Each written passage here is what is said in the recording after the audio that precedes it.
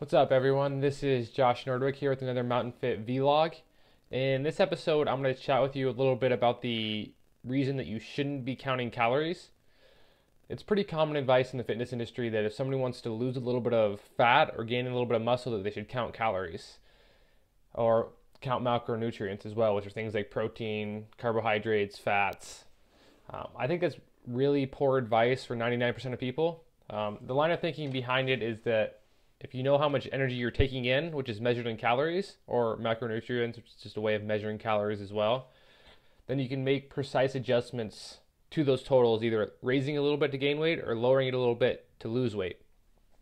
And this is true in theory, but like most things, the devil is in the details. So I'm going to give you 5 quick reasons why calorie counts are often very, very imprecise and not that useful for most people. And the first reason is that they're very imprecise. They're often wrong. The calorie count that you'll get on a label is often wrong as much as plus or minus 20%.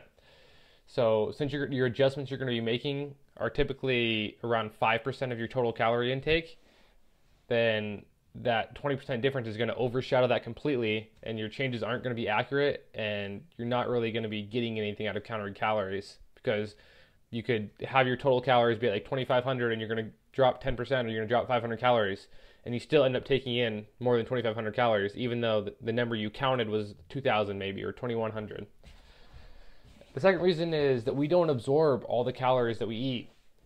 There are a lot of foods like nuts and seeds and fiber-rich foods. Like fiber is barely even digested, and a calorie label it'll be counted as 4 calories per gram.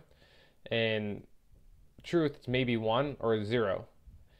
And there's commonly about a 10% error here as far as like what labels say and what you actually absorb in your food.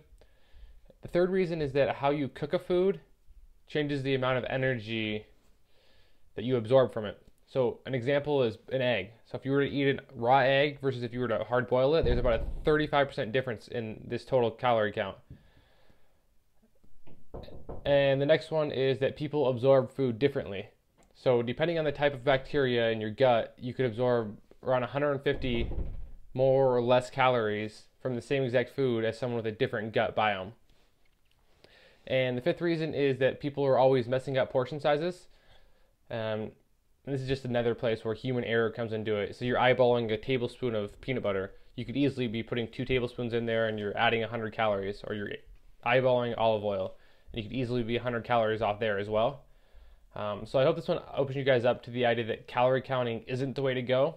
It's also a huge pain in the ass to put in the time to count all your calories and try to measure things out precisely. And in my opinion, it's just not good for most people that want to lose a bit of fat or put on a bit of muscle. So in the next Mountain Fit vlog, I'm going to introduce you to a way to use your hands to measure portion sizes. It's incredibly simple, and it's been really effective for most of my clients. Thanks for watching.